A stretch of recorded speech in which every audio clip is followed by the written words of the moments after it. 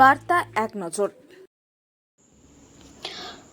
মালদা নালাগোলা রাজ্য সড়ক অবরোধ করে বিদ্যুতের দাবিতে বিক্ষোভ গ্রামবাসীদের। বৃষ্টিকে উপেক্ষা করেই মালদা নালাগোলা রাজ্য সড়ককে গ্রামের মহিলারা কলসি হাতে রাস্তায় নেমে পথ অবরোধ বিক্ষোভ দেখায়। অভিযোগ, বেশ কিছুদিন ধরে গ্রামে বিদ্যুৎ না থাকায় পানীয় জল নিয়ে সমস্যায় পড়তে হচ্ছে আদিবাসী অধ্যুষিত এলাকার ধুমপুর অঞ্চলের হোর গ্রামে। অভিযোগ, বিদ্যুৎ দপ্তরকে জানিয়েও বিদ্যুতের ব্যবস্থা হয়নি, যার ফলে বহুদূর থেকে পানীয় জল আনতে হয়।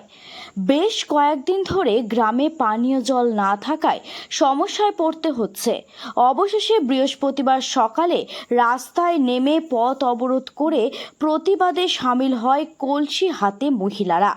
অন্যদিকে গ্রামের বাসিন্দারা হাতে তীর ধনুক নিয়ে পথে নেমে বিক্ষোভ দেখাতে থাকে। হোর গ্রামের বাসিন্দারা এলাকাবাসীর অভিযোগ, বিদ্যুৎ দপ্তরকে জানিয়েও কোনো কাজ হয়নি। অবশেষে পথ অবরোধ করায় হয় যতক্ষণ বিদ্যুৎ না আসবে এই পথ অবরোধ চলবে বলে জানিয়েছেন মহিলারা। এই ঘটনার খবর পেয়ে ঘটনাস্থলে ছুটে আসে হবিবপুর থানার পুলিশ। অবশেষে পুলিশের আশ্বাসে প্রায় 2 ঘন্টা পর অবরোধ তুলে নেন গ্রামবাসীরা।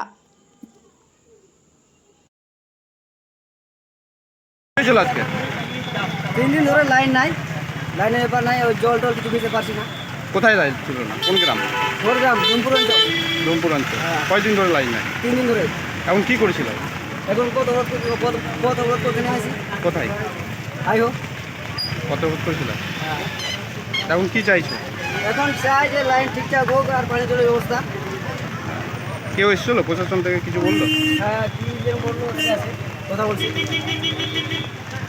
প্রশাসনের এসে অবরোধ উঠলো, লাইন দিতে চাইলো।